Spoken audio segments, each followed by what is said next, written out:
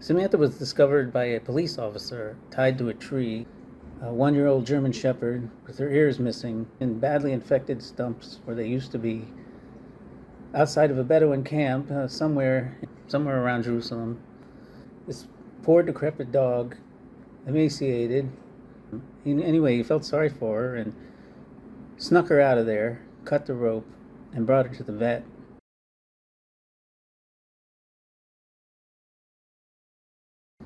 The vet said, "I don't know," but he performed surgery on her, and after several operations and some care to her ear stumps, she was given a bill of good health, and he was given to a nearby shelter in Jerusalem, and she was there for a couple of months, and then I adopted her. My wife, for my birthday, said I could adopt a German Shepherd or get a German Shepherd, but I didn't know how I could afford one, and they don't usually appear in the dog shelters around here. But I saw this one, but she was missing her ears, and I thought to myself, well, I can't hold that against her. Poor dog, she doesn't have ears. The thing I always loved about German Shepherds was their personality anyway, and she's still a German Shepherd on the inside, so I said, what the heck? Yeah. Good idea. I went out to Jerusalem. I adopted her, took her home. Her first day in her forever home, she was afraid of a lot of things. She was afraid to go inside. She was afraid to go outside. She was nervous about the people. And the first night I had to sleep next to her on a couch, and she slept on the floor in her house. The first time we combed her out, she still had her baby fur. She was a year old, but she still had her baby fur. She acted like she'd never been pet before, never been combed. It felt so good. She'd never been loved like that. And this look came over her face. Oh, wow, this is what it's like to be loved. Anyway, after some training and encouragement from her family members, her new family, and her big brother dog, and her little big brother dog, she was able to become more brave and explore the world. Everything that they did, she followed right along. If they did it, she knew it would probably be okay.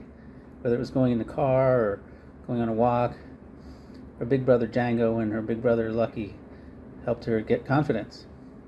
Sam, you hungry? You want dinner? You hungry? Speak. Arf. Speak. Oh, good girl. Speak. Good dog. You hungry? Okay, let's go. Let's get something to eat. Samantha, what are you looking at? Huh? What do you see, dog? Is it the cat? Yogurt? Oh. I'll just take the whole thing.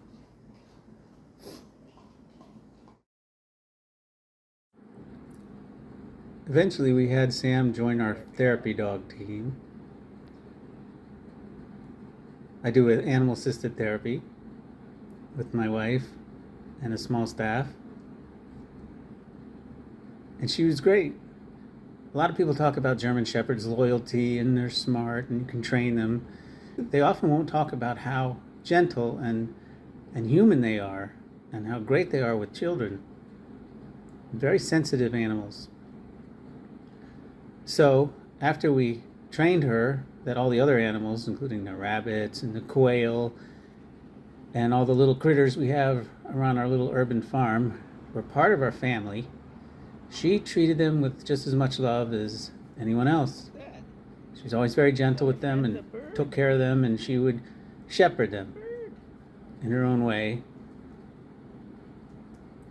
especially with the rabbits.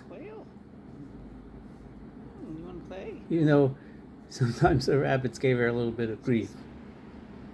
We noticed that one rabbit she was paying a particular amount of attention to, and we didn't realize till later that the rabbit was dying, old and very sick, and she was just giving it extra attention and encouragement, trying to get it to move around. It was a little gingy rabbit we named Bisley. It was sick and old, and it was time has come, but she knew about it first. Somehow she knew, and she took care of him. And we've seen that with her and other animals too. She's become a leader. She was a thrown away dog with not much of a chance. And I often think that she probably thought while she was tied to that tree for her first year of life, there must be more to life than this. I must have been put here for some other reason. Well, we gave her a purpose, and she is my pride and joy.